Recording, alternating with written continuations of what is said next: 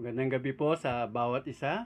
Ako po ang kapatid na Nanding na presider po sa ating pong gawain ng prayer meeting ngayong gabi. Sa ating pong pagpapasimula, tayo po ay aawit at pangunahan po tayo ng kapatid na Jeho. Magandang gabi po sa bawat isa. Ako po si Jehu, ang inyong tagapanguna para sa ating pag-aawitan. Salamat po sa pagpapala ng Diyos na hindi lang po tayo magkakasama sa pananalangin ngayong gabing ito, kundi pati na rin po sa ating pag-aawitan. Kaya nga po, mainam na kasiyahan po natin ang ating pag-aawit sa pag-aalaala natin ng kabutihan at biyaya ng Panginoon sa bawat isa sa atin. Kaya po para po sa unang awit, awitin po natin ang Iniligtas ng Pag-ibig.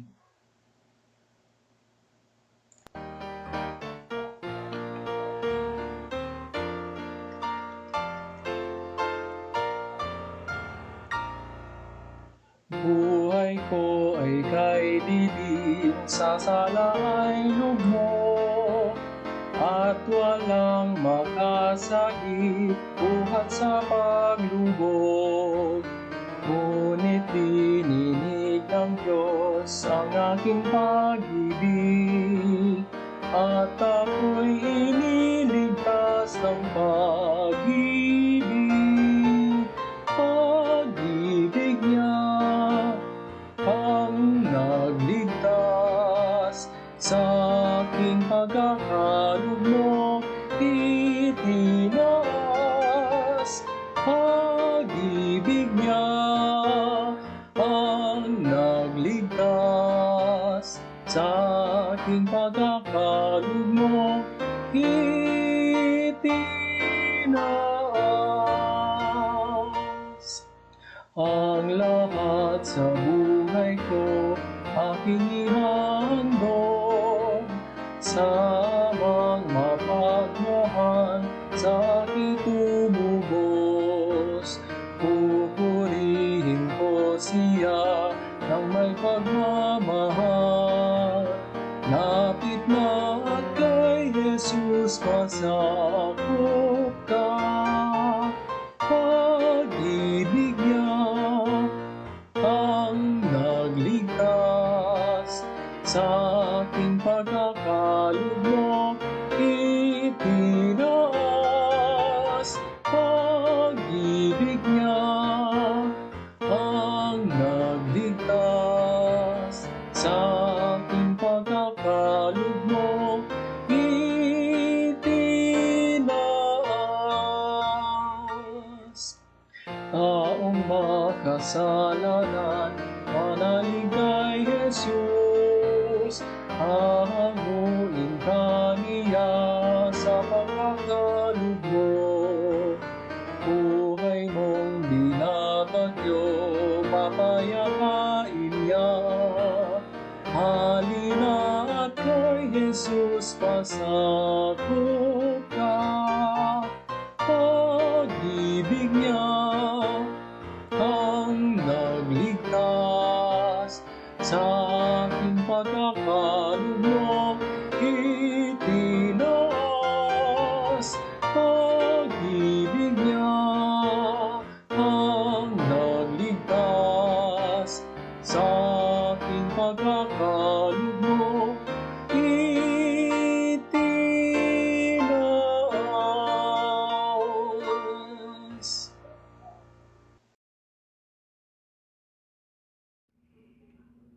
Tayo po ay dadako sa pagbasa ng kanyang salita.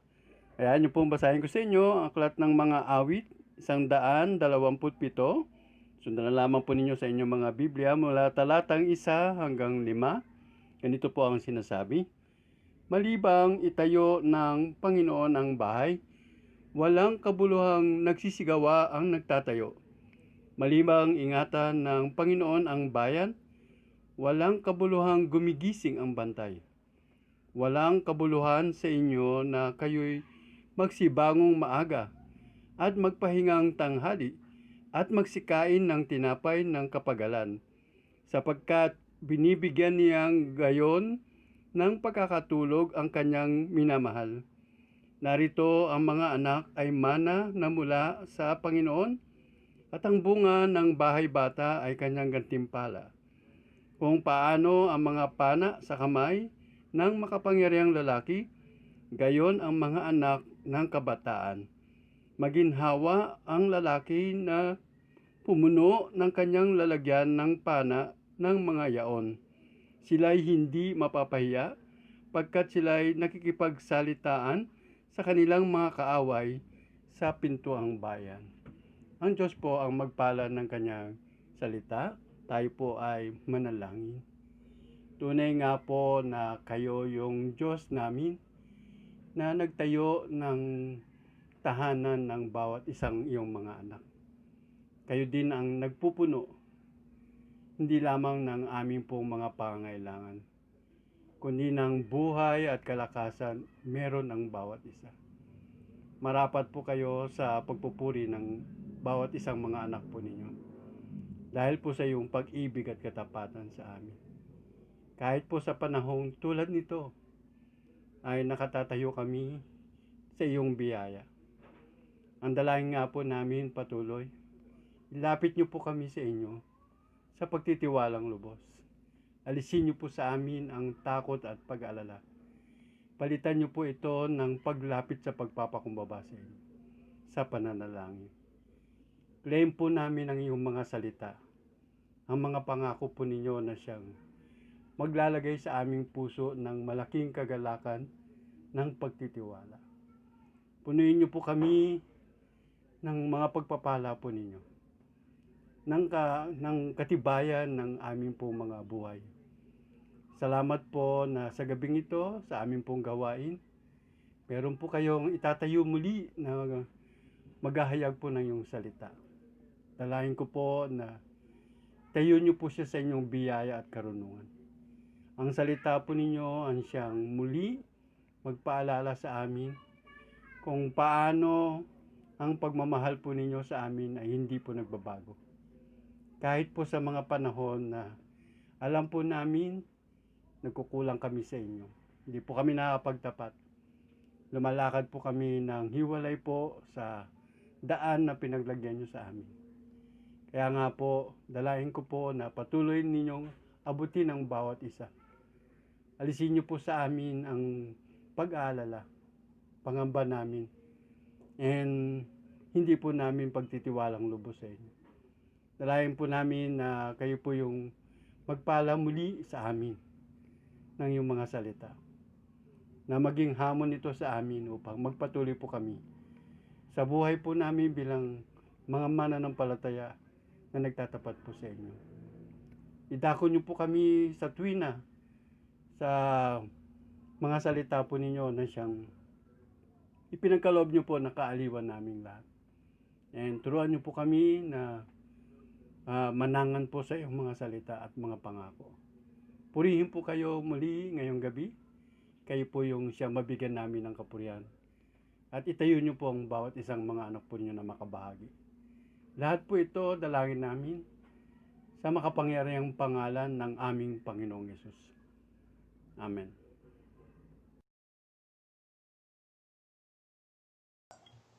Sunod po nating awitin, Tanging ang Dugo ni Kristo.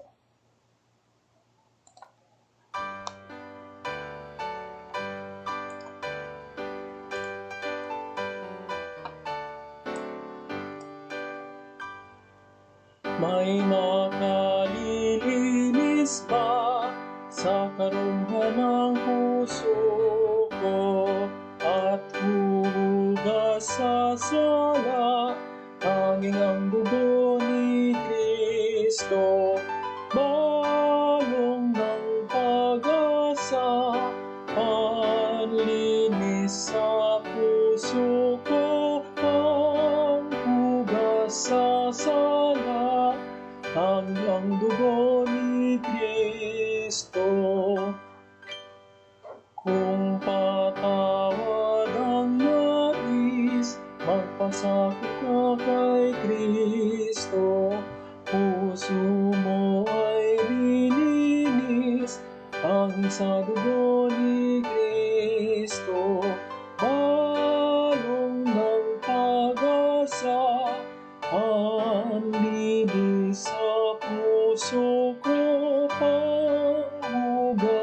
sasala, hanging ang dugo ni Kristo.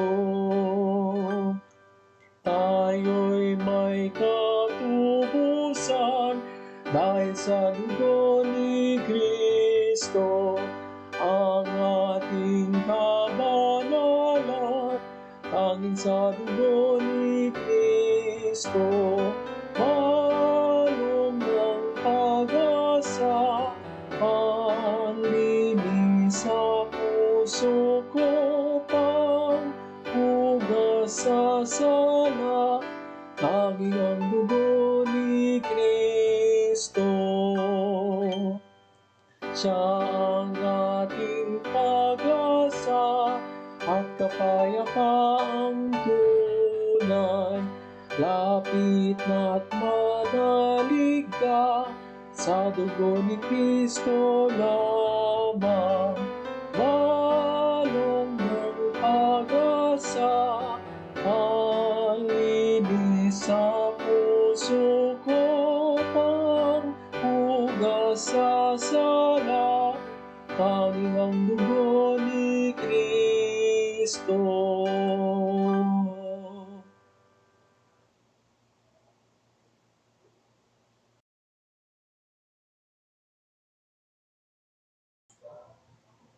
Muli po tayo po ay awit. Awitin po natin, pasanin ilapit kay Kristo.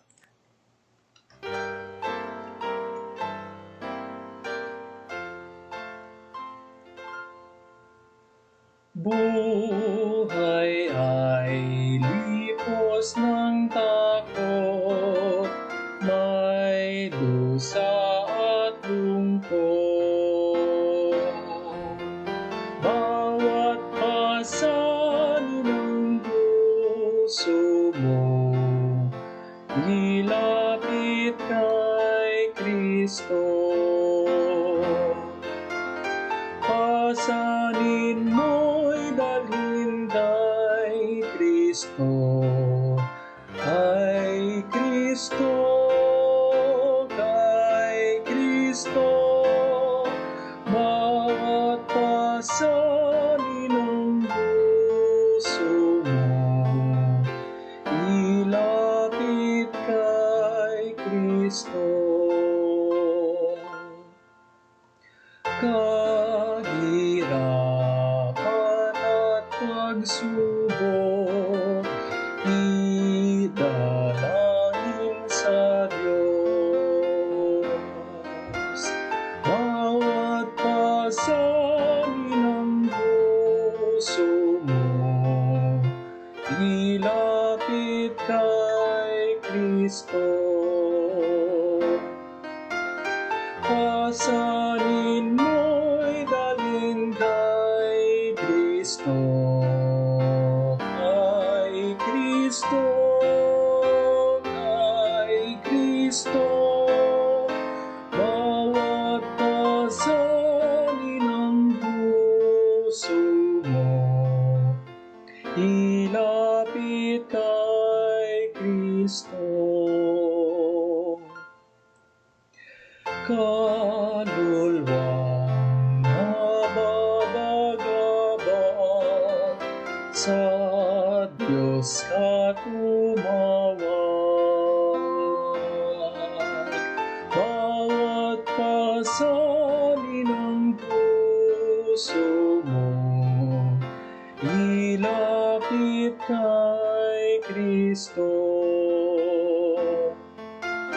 Pasanin mo'y dalhin kay Kristo, kay Kristo, kay Kristo.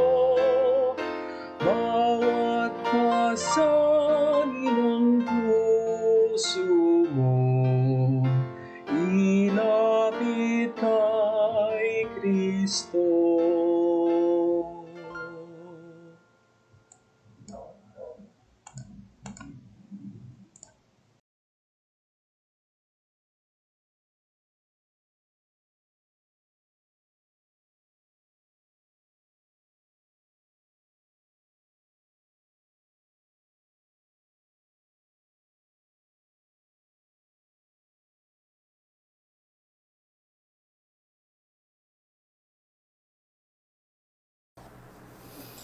Magandang gabi po sa inyong lahat at dadako na po tayo sa pag-aaral ng salita ng Diyos at patuloy po nating tinatalakay yung atin pong dapat na maging pag-uugali sa muling pagbabalik po ng ating Panginoong Hesukristo at makikita nyo po dyan sa inyong mga screen yung outline po na atin pong patuloy na binabagtas at tinatalakay po. Sabi po ni Apostol Pablo kay Timoteo, nabanggit niya po na meron daw po nakalaan na corona ng righteousness o putong ng katwiran sa mga taong nagmamahal sa kanyang pagbabalik o to those who love His appearing. Yan po yung makikita natin sa 2 Timothy chapter 4 verse 8 at yan dapat po yung ating maging pag-uugali sa muling pagbabalik ng ating Panginoon.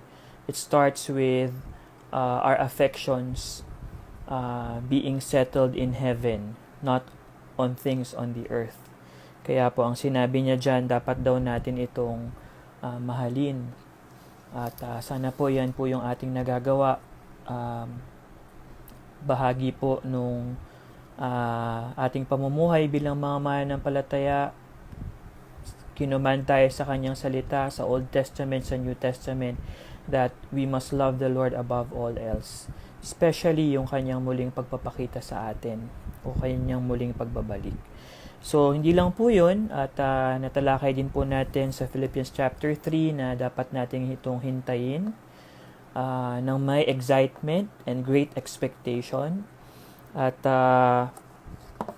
yan po yung ginagawa natin ngayon na tayo ay hindi taga rito at hinihintayin natin yung mga mangyayari sa atin sa hinaharap. Hindi naging pipe ang salita ng Diyos patungkol sa mga bagay na mararanasan natin in the future. Kaya dapat nating hintayin itong dakilang pag-asang ito. And nurture natin every day yung attitude na expectantly waiting for Christ's return. At hindi lang po yun, dapat tayo naghihintay habang nagbabantay. Okay? At yan po yung nakita natin sa Matthew chapter 4 and chapter 24 and 25 po. At dapat na maging mapagbantay tayo sa kanyang muling pagbabalik. Binigyan tayo sa salita ng Diyos ng mga senyales na dapat nating hintayin na masasabi natin na ito na talagang malapit na. Pero ang sure po tayo sa atin sa mga nangyayari sa ating paligid, alam natin na malapit nang dumating yung kanyang pangako sa kanyang salita na pagbabalik. At ikaapat po, dapat natin itong pagtiisan. At yan nga po yung passage sa James chapter 5 verses 7 to 12 na tatapusin po natin sa gabing ito para makapunta na po tayo doon sa ikalima. So dapat magtiis po tayo sa kanyang muling pagparito. Yan po yung sinasabi niya sa kanyang salita, specifically through Santiago na sa James chapter 5 verse 7. Nakita po natin yung kahulugan ng pagtitiis. Nakita rin po natin yung pinanggagalingan ng ating kakayahan na magtiis. Diyan po sa verse 8 at si Juan po may dinagdag po dyan. Makikita rin po natin na ang sukatan po ng pagiging mapagtiis ay ang ating mga pananalita, ang ating pong dila. Yan po yung makikita natin sa verses 9 at 12 sa ating pong text. At kita rin po natin yung mga halimbawa na dapat po nating tularan sa ating pamumuhay na dapat tayong nagtitiis. At nakita po natin yung unang halimbawa sa verse 10, yung mga propeta. At sumunod po sa verse 11, nagkaroon po tayo ng paunang pag-aaral na natakal po natin yung subpoint A po natin tungkol sa buhay ni Job. And we started dun po sa ating subpoint A. Nakita po natin na ang sentro po ng pabor ng Diyos ay ang mga tao na nagtitiis. Kasi sinabi po doon, blessed po. Okay? Blessed po o blessed po yung mga tao na nagtitiis.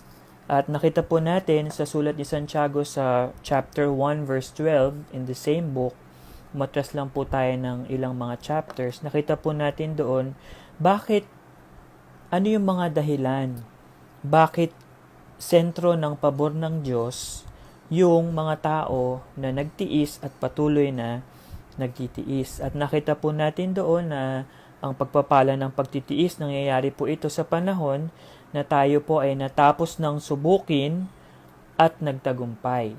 Kasi ang sinabi po doon, after ye have passed the test, matapos daw tayong makapasa sa pagsubok. So may connotation po doon o ang tinuturo po sa atin doon, nagtagumpay po tayo sa ating mga hinarap na pagsubok. Kaya nga po 'di ba, may mga salita po sa Biblia na sinasabi, they that endure to the end shall be saved. Dapat daw tayo magtiis hanggang sa katapusan. Ganyan po yung mababasa natin ilang mga talata sa atin pong Biblia. So, ang encouragement po sa atin nung nakaraan nating pag-aaral, dapat tayong magtiis hanggang sa huli. Okay? Ang pagtitiis po ay ginagawa natin hanggat hindi pa po natin nararanasan yung blessedness ng suffering that happens usually at the end of the suffering. At yan din po yung nangyari sa buhay ni Job. Kung babalikan po natin yun, kita natin sa unang mga chapters yung naging kanyang buhay na talagang punong-puno ng hirap. At pero when we read yung last chapters po ng book of Job, we see God blessing him more. After he had passed and he had experienced po yung he has experienced po yung kanyang mga naranasang pagsubok. So tayo po ganun din, no?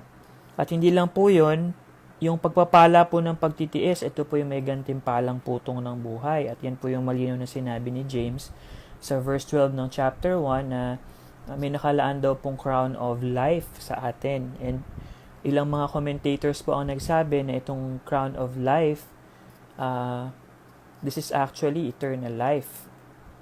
Okay? So nagkaroon po tayo ng application doon na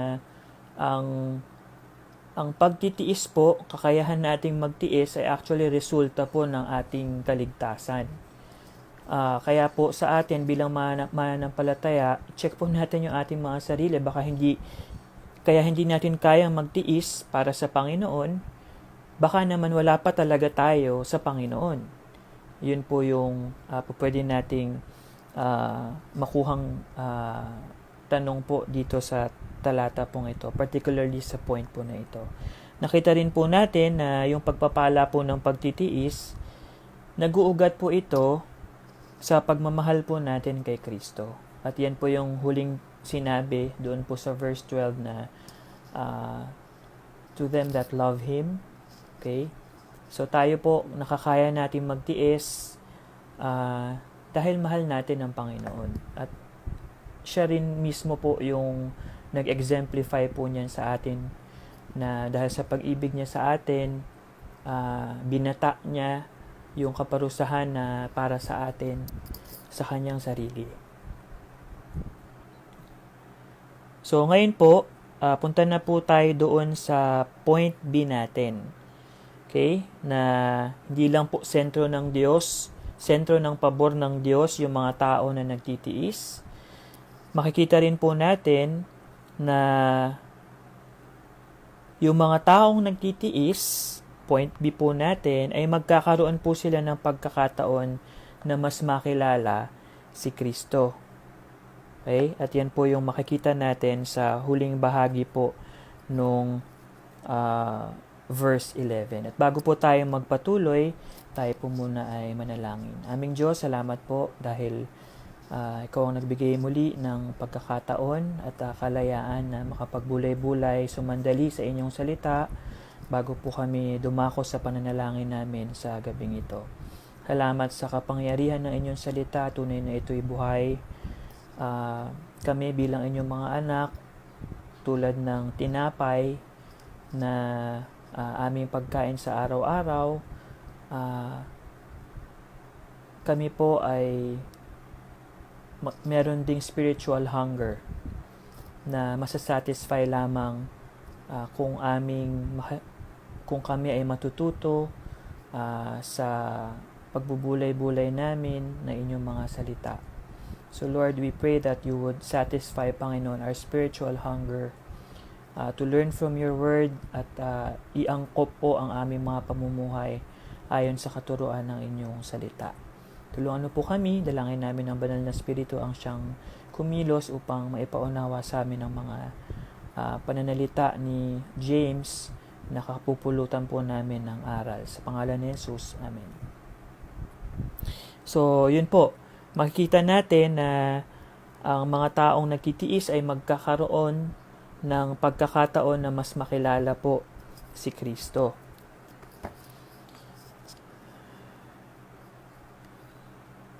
Check ko lang po yung aking notes dito.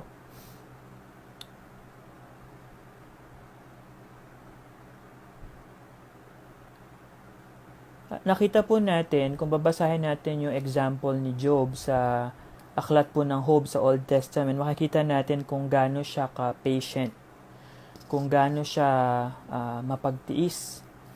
At nakita natin yung kanyang kwento sa Old Testament, yung kanyang endurance at kung paano niya binata lahat ng pagsubok na kinaharap po niya noong mga panahon na yon. Ito po ay popular na istorya sa mga Hudyo, yung nangyari po sa buhay ni Job. Hindi po natin ma-imagine, hindi po natin ma-explain na pwede palang mangyari yung ganong klaseng pagsubok sa isang normal na tao na katulad po natin, no? At alam natin na hindi po fiction yung naisulat na yon sa account ni Job. Yun po ay totoong nangyari sa pagpapahintulot po ng Diyos. Nakita natin kung paano siya inatake ni Satanas dun sa mga unang chapters po ng aklat ni Job, kung paano siya tinuya ni Satanas at kung paano kinausap ni Satanas ang Diyos, kung paano siya gagalawin. At si Satanas po, base po doon, ay ginamit na instrumento ng Diyos para talagang ilabas kung ano ba talaga yung nasa puso ni Job. Di lang po yun, yung pagkawala po ng kanyang mga anak. Imagine na at one day, lahat po ng anak mo ay mawala. Ayun po ay isang kalunos-lunos na experience, lalo na ng mga parents. Hindi lang po yun yung pagkawala rin ng kanyang yaman na marahil na ipundar niya sa loob ng maraming taon. Kanyang pagsisikap, yun po ay nawala sa isang iglap.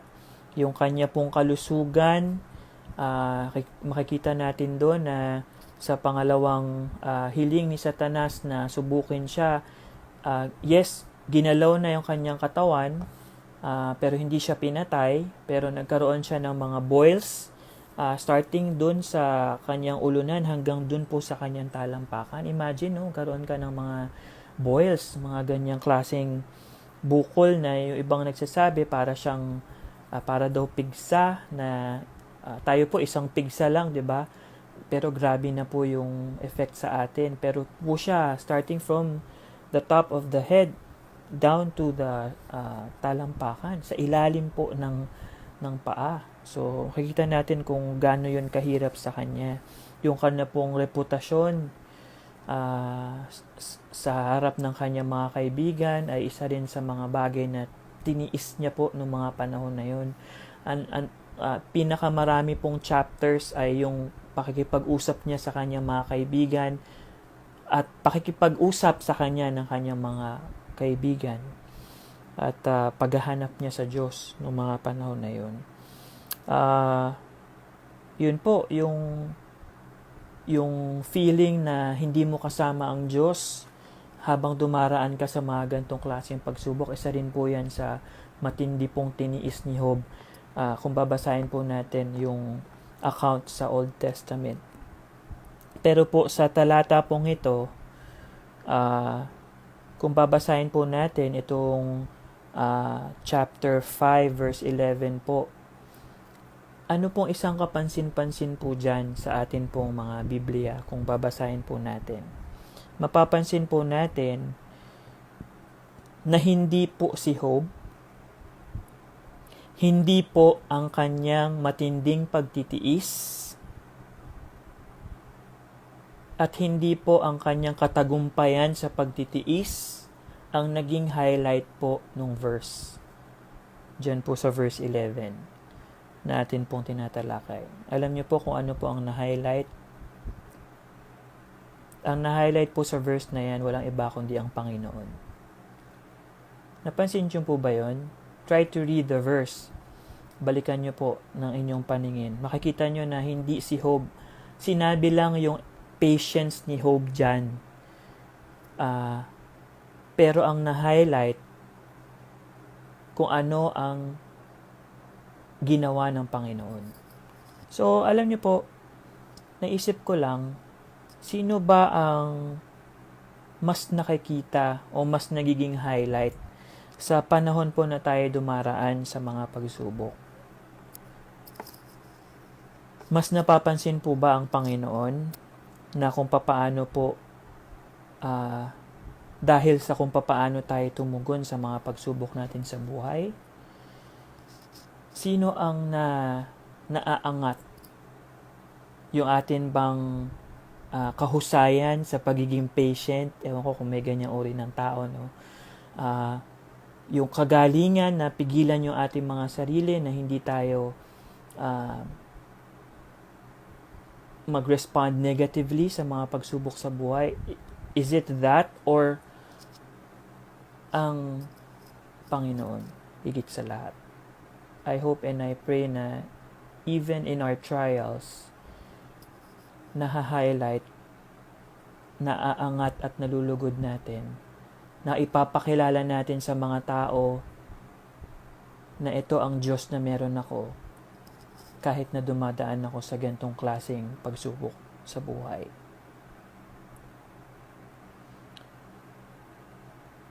Si Job po, nung bandang huli, nung siya ay sinubok ng Panginoon, siya po ay pinagpakumbaba ng Panginoon. He was humbled by God.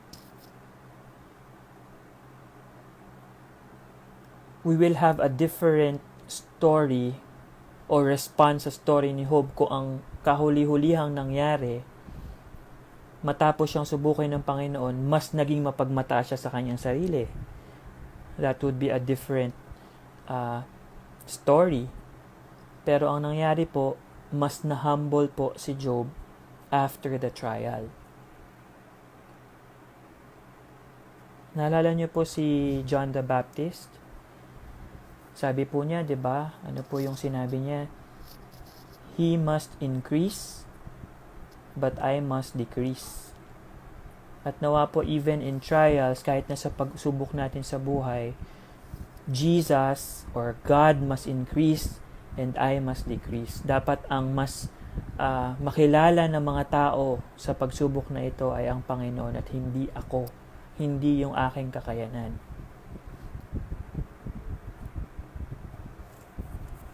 So ano po yung makikita natin dito na pupwede nating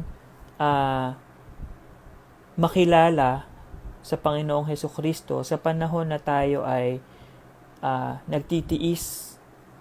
So, ano ba yung pwede nating makilala sa Panginoong Hesukristo sa panahon na tayo ay nagtitiis?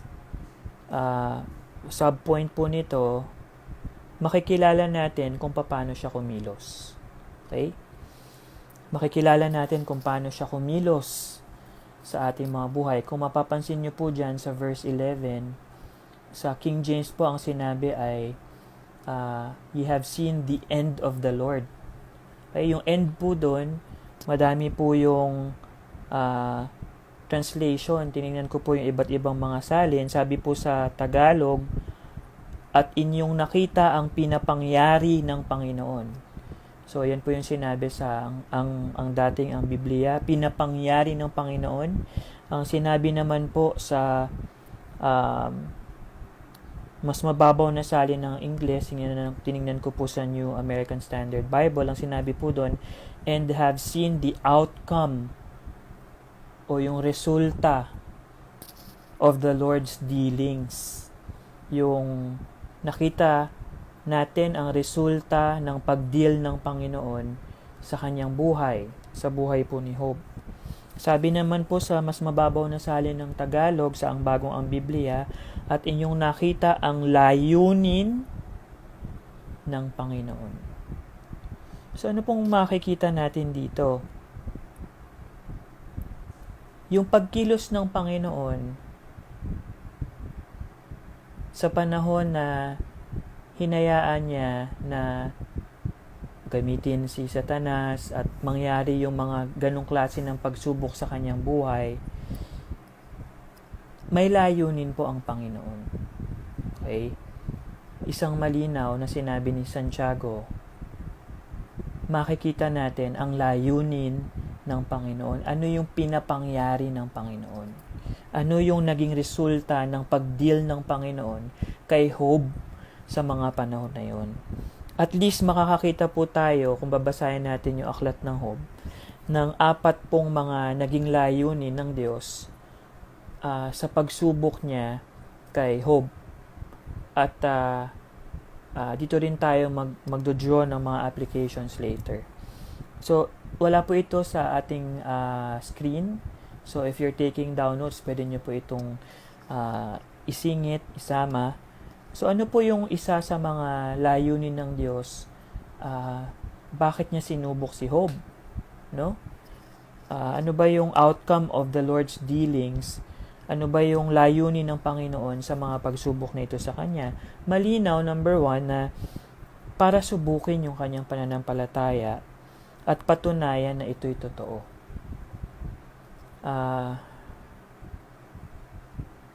Alam niyo po, at kung mababasa natin yung aklat ng Job, hindi niya to gusto lang patunayan na totoo yung subukin at patunayan na totoo yung pananampalataya ni Job. Hindi lang sa harap ng mga tao dito sa lupa, kung mapapansin niyo yun, kundi sa harap ni Satanas. Sa harap ni Satanas. At hindi lang po yun, makikita rin natin pangalawa sa kanyang naging layunin, bakit niya hinayaan si Job na maranasan itong mga pagsubok na ito, para hadlangan po ang kaaway o si Satanas mismo sa plano niyang sirain yung pananampalataya po ni Job. Ulitin ko po yun. Para hadlangan po ang kaaway o si Satanas sa kanyang planong pagsira sa pananampalataya ni Job. Alam niyo po, yan po talaga from the very start.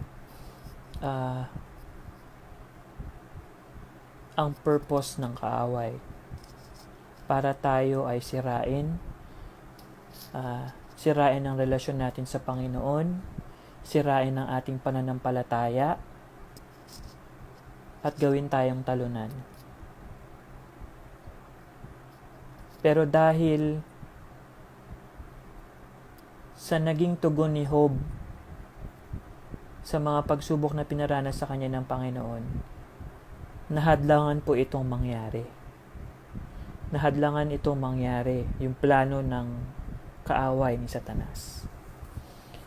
Makikita rin po natin, pangatlo, na isa sa mga naging layunin ng Panginoon kay Job sa kanyang pagsubok sa kanya, para palakasin po yung pananampalataya ni Job at tulungan po siya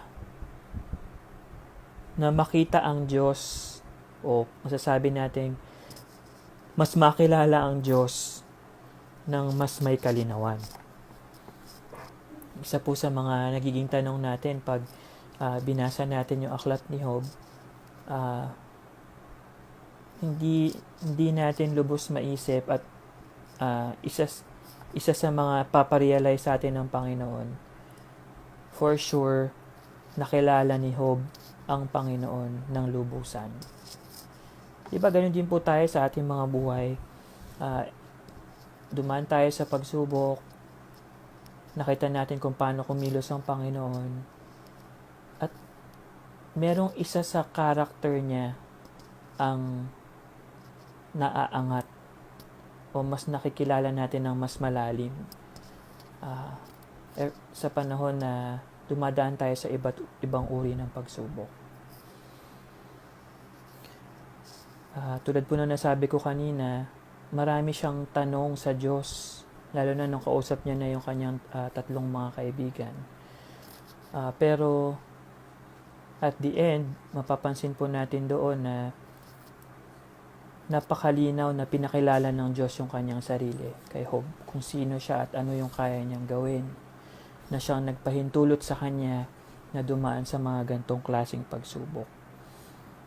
At panghuli, na layunin ng Diyos, layunin ng Panginoon sa pagpaparanas niya kay Job ng mga gantong klaseng pagsubok para palaguin pa yung pagiging mapalad or blessed ni Job. We see from the very beginning sa unang mga aklat ni Job kung gaano na siya pinagpala ng Panginoon. Not just materially, but even spiritually, di ba? Grabe yung pagsunod niya sa Panginoon bago pa siya subukin ng Panginoon. Pero after nung kanyang trial, doon natin makikita na mas naging mapalad siya. 'Di ba? Mas naging mapalad siya after the trial. At yan po yung isa sa layunin ng Diyos pag tayo dumadaan sa pagsubok, 'di ba? Para mas gawin tayong mas mapalad pa. I shall come forth as gold, 'di ba? Yan po yung isa sa lyrics ng awit na ating inaawit.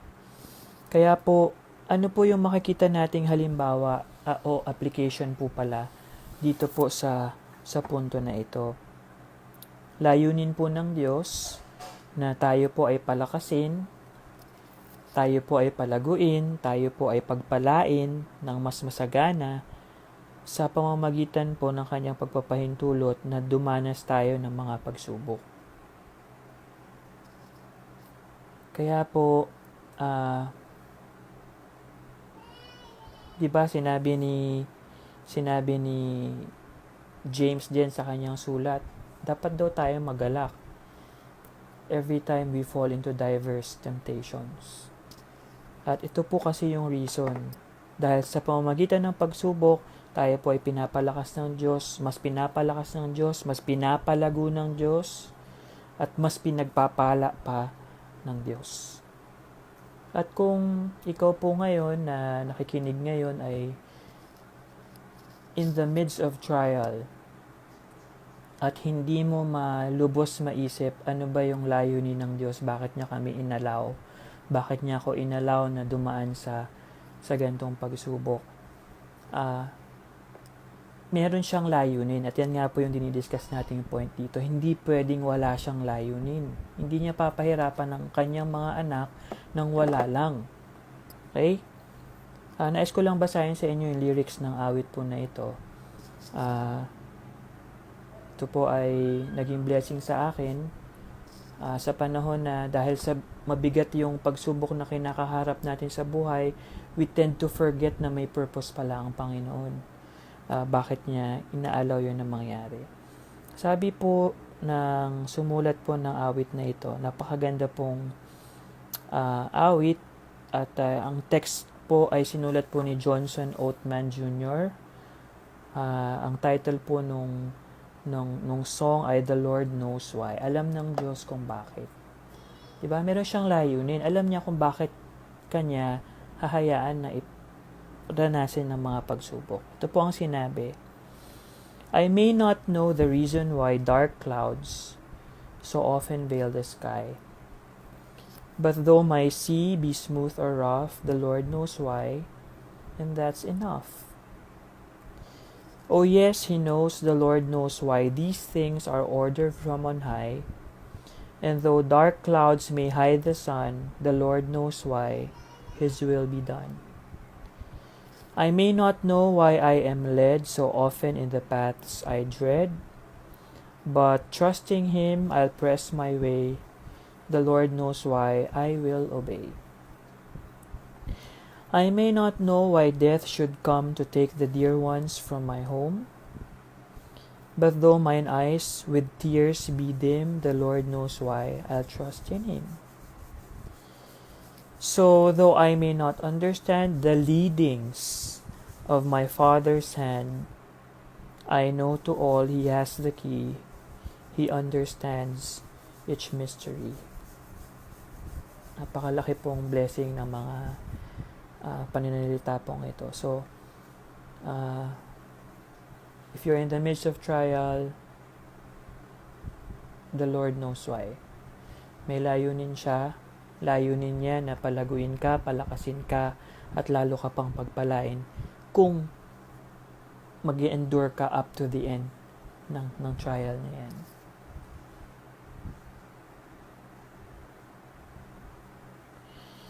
So, hindi lang po natin makikita na yung sa panahon ng pagsubok, magkakaroon tayo ng pagkakataon na mas makilala si Kristo. Subpoint 1, kung paano siya kumilos. Subpoint 2, makikilala rin natin kung ano po ang kanyang mga katangian. Or in short, kung sino siya sa ating mga buhay. Tulad po ng mababasa natin dito sa huling bahagi ng verse 11. Di ba po? Makita po natin, sabi po dyan, kung gaano ang lubos na pagkahabag at ang pagkamaawain ng Panginoon, that the Lord is very pitiful and of tender mercy. Sabi po sa NASB, that the Lord is full of compassion and is merciful. Yan po yung makikita natin dito. So, hindi lang kung paano siya kumilos, dealings, His purposes, makikilala rin natin, kakaroon din tayo ng pagkakataon na makilala yung kung sino siya talaga sa ating mga buhay, kung ano yung kanyang mga katangian. Alam niyo po, yung salita po dyan na full of compassion, yung lubos na pagkahabag, gaano ang lubos na pagkahabag, ito po ay sa literal, ang ibig sabihin po ay maraming tiyan. Okay? Maraming tiyan. Alam ko po na familiar tayo sa malaking tiyan. Tulad ko po. Pero hindi po tayo familiar sa expression, sa Hebrew expression na many-boweled o maraming tiyan. Okay? So ano pong kahulugan po ng idiomatic expression na ito sa mga Hudyo? Ibig sabihin lang po nito, meron siyang napakalaking kapasidad at kakayahan na iparana sa atin ang kanyang habag. Yun po ang ibig sabihin dito. He has all the capacity in the world para iparana sa'yo yung kanyang compassion, yung kanyang pagkahabag. And sa Biblia po, yung combination po ng mercy and compassion ay makikita natin paulit-ulit na ginamit. Hindi na po natin babasahin yung mga talatang yan. Pero meron pong isang commentator ang nag-explain na yung kinumpara niya yung pagiging pitiful ng Diyos at pagiging tender mercy ng Diyos. Okay? Sabi po niya, yung pitiful daw, tumutukoy daw to sa ating nararamdaman. Okay? Sa damdamin. Pero yung tender mercy, ito daw ay tumutukoy sa pagkilos niya. Okay? Nakita po natin yung difference ng dalawa. More on the damdamin, yung mahabagi ng Diyos, yung kanyang pagiging pitiful. Pero yung kanyang tender mercy, more of His acts. Okay? Yung pagiging pitiful daw ng Diyos, pagiging kanyang mahabagin, ay ipinapakita daw niya sa pamamagitan ng hindi niya na bibigyan pa ng mas marami pang trial yung tao na dumaranas na ng pagsubok. Diba?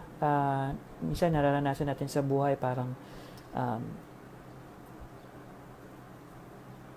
dumaranas na tayo sa pagsubok, pero parang ang bigat-bigat pa kasi parang meron pang nakapatong doon, okay? Pero because God is compassionate, hindi niya 'yon hinahayaan. Okay? Hindi niya 'yon hinahayaan. Diba? Sabi nga sa 1 Corinthians or 2 Corinthians, nakalimutan ko na po, 10:13 na hindi niya tayo hahayaan dumaan sa pagsubok na common naman sa lahat at hindi natin kayang i-bear. Okay? Hindi natin kayang i-bear. Dahil siya ay compassionate God. Yung kanya naman pong pagiging mahabagin o merciful, ito po yung tumutukoy sa ito po yung pagbibigay ng Diyos ng happy ending in a sense. Dun po sa ating naranasang pagsubok. Every time na nakaranas tayo ng pagsubok, tapos at the end, feeling natin we responded biblically and we experienced the victory over that particular trial, that happy ending is because of God's tender mercy.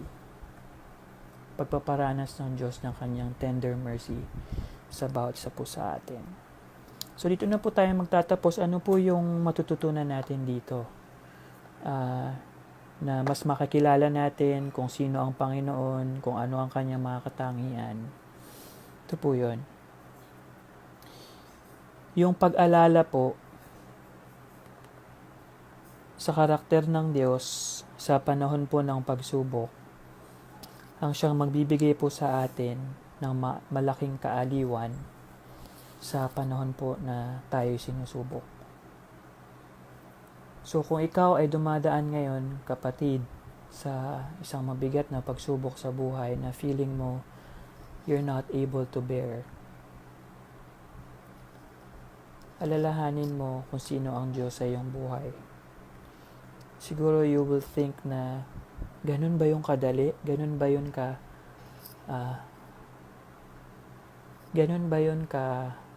kadaling sabihin? Alam nyo mga kapatid, isa sa greatest shield natin, bakit kaya natin mag-endure, ay dahil nakilala natin at napatunayan natin na kung siya ay mapagmahal, hindi siya nagbabago. Kung sinabi niya, nangako siya na hindi siya mangiiwan, hindi siya mangiiwan. Kung alam natin ang Diyos mapagpatawad, talagang patatawarin niya tayo. Kung alam natin ang Diyos ay mahabagin, kung alam natin ang Diyos ay pitiful, ganun talaga siya. At hindi yun nagbabago whether dumadaan tayo sa pagsubok, whether maalwan ang ating mga buhay pananampalataya, God remains the same. Okay? Meditate on the character of God kung ikaw ay isang taong dumadaan sa pagsubok sa panahong ito. And I pray that ano man ang outcome ng dealing ng Panginoon sa iyo sa buhay mo ngayon, mas makikilala mo siya ng mas malalim at lubos. So dito po natin tinatapos yung atin pong pag-aaral sa fourth point po natin. Natapos na po nating aralin, i-dissect yung James chapter 5 verses 7 to 12. At next week po, pag-aaralan naman natin yung last major point po natin tungkol sa pag-uugali na dapat nating taglayin. And I hope in our lives, we will really be patient unto the coming of the Lord. Number one, sa kasalanan, pagtitiisan natin na hindi magkasala, do hindi tayo sa katawang ito magiging sinless perfect, pero kaya natin magpakabanal sa tulong ng Panginoon at sa kanyang biyaya. Kaya magtiis tayo hanggang sa muli niyang pagbabalik. Tayo po'y manalangin. Aming Diyos, salamat po sa inyong pagtulong sa amin.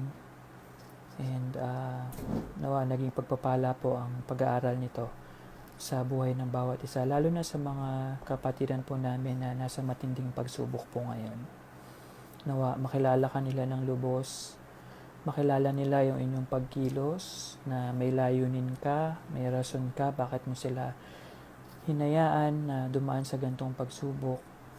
At kailangan ko na mas makilala nila kung ano po yung mga katangian ninyo, ano yung karakter ninyo, ano yung kaya ninyong gawin bilang kanilang Diyos.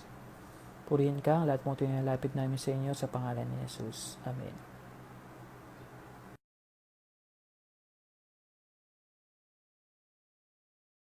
Salamat sa Panginoon sa mensahe po na ating nadinig. Salamat kapatid na EJ. Sa ating pong pagpapatuloy, tayo po ay magkakaroon ng panalangin sa ating pong mga kanya-kanyang tahanan, and after that ay hilingan po natin ang isa sa ating pong family na mag-close po sa atin sa panalangin. Ilang mga paalala po para sa mga nais magpatotoo o mag-testimony. Mag-send lang po kayo ng video, audio recording kay Teacher Jeron. Ang ating offering para sa mission and evangelism ay ating ipunin at ibigay po sa ating church treasurer. Maaari po nating ipadala sa bank account ng Obando Christian Church na makita po natin sa ating screen ang detalye. Padala lang po natin through messenger kay Ate Girly Natividad ang picture po ng ating bank transaction slip for recording purposes. Inimbitahan po namin ang bawat isa sa darating na linggo, August 2, 2020, 9 to 11 a.m. para sa ating worship service live stream. Like and follow lang po ang Facebook page ng Obando Christian Church upang maging updated po tayo sa ating live stream. Ang buong Obando Christian Church at ang aming pong family ay nagpapaabot po na pakikiramay sa sambahayan po ng kapatid na Boy Sullivan dahil po sa pagpanaw ng kanyang ate na nakatira po sa Laguna. Dito na po tayo nagtatapos, and magandang gabi at maraming salamat.